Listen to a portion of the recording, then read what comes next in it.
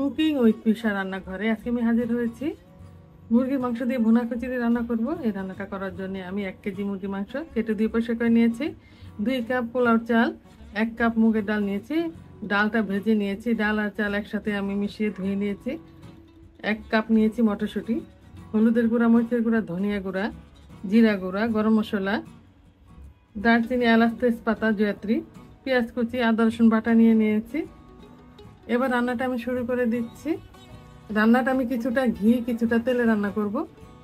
খিচুড়িটা রান্না করার জন্য কিছু গরম মশলা আমি নিয়ে নিয়েছি, 2টা দারচিনি, 10-12টা এলাচ, 1 চা চামচ শাহি জিরা, সামান্য জয়ত্রী, সাদা গোলমরিচ, কালো গোলমরিচ, আর নিয়েছে সামান্য একটু জয়ফলের অংশ, মানে একটা জয়ফলের 5 ভাগের 1 ভাগ।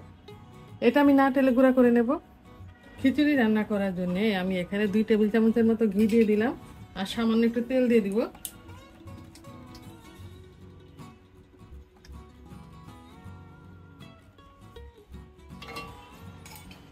এক কাপের মতো পেঁয়াজ কুচি দিয়ে দিব। এবার আস্ত গরম মশলা আর তেজপাতা দিয়ে দিব। এখানে 2টা দারচিনি, 10-12টা এলাচ, সামান্য জয়ত্রী, 3টার মতো তেজপাতা আছে দিয়ে দিলাম। পেঁয়াজগুলোকে আমি লাল লাল করে ভেজে নেব।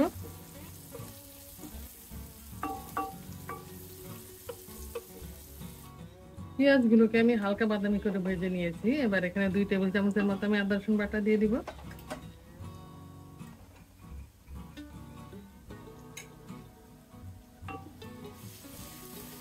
মশলা একটু কষিয়ে নেব। আদা রসুনের কাঁচা গন্ধ যাওয়া পর্যন্ত আমি ভেজে নিয়েছি। এবার এখানে মশলা দিয়ে দেব। এখানে আছে 1/2 চা চামচ হলদের গুঁড়া, 1 চা চামচ ধনিয়া গুঁড়া, 1 চা চামচ জিরা গুঁড়া, 1/2 চা চামচ মরিচের গুঁড়া। সামান্য একটু পানি দিয়ে আমি কষিয়ে নেব। চুলার আঁচটা মিডিয়ামে রেখে 2 মিনিটের মতো আমি মশলা কষিয়ে নিয়েছি। এবার মুরগি ধুয়ে দেব। ভালো করে ধুয়ে নিয়েছিলাম। এবার ঢাকনা দিয়ে কষিয়ে নেব আর স্বাদ মতো লবণ দিয়ে দেব।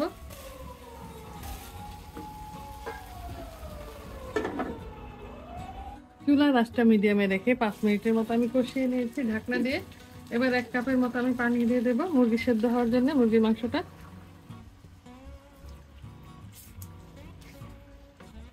এবার আবার ঢাকনা দিয়ে আমি কিছুক্ষণ রান্না করব।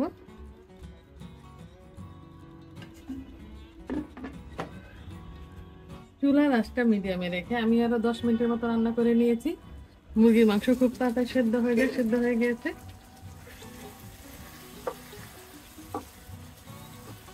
এবার আমি যথেষ্ট পরিমাণ পানি দিয়ে দেব খিচুড়িটা রান্না করার জন্য। আমি যে পাত্র দিয়ে চাল আর ডাল মেপেছি ওই পাত্র দিয়ে আমি পানি মেপে নিয়েছি। আমি 2 কাপ চাল আর 1 কাপ ডাল নিয়েছিলাম, তাই আমি এখানে 4 কাপ পানি নিয়ে নিয়েছি। পানিটা ফুটে উঠলে আমি চাল দিয়ে দিব। রান্নার এই পর্যায়ে আমি গরম মশলাটা দিয়ে দেব। প্রথমে যে আমি গরম মশলা গুঁড়া করে নিয়েছিলাম। এবার ঢাকনা দিয়ে দেব পানিটা বলক ওঠার জন্য। পানিটা ফুটে উঠেছে। এবার আমি চাল দিয়ে দিব। চাল, ডাল আর কাঁচামরিচ একসাথে দিয়ে দেব। 1 কাপের মতো আমি মটরশুঁটি দিয়ে দেব।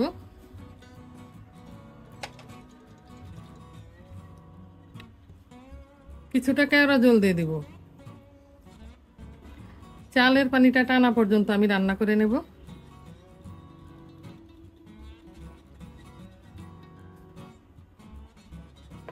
কিছুক্ষণের জন্য আমি ঢাকনা দিলাম। 3 মিনিটের মতো আমি ঢাকনা দিয়েছিলাম, আর ঢাকনা দেব না।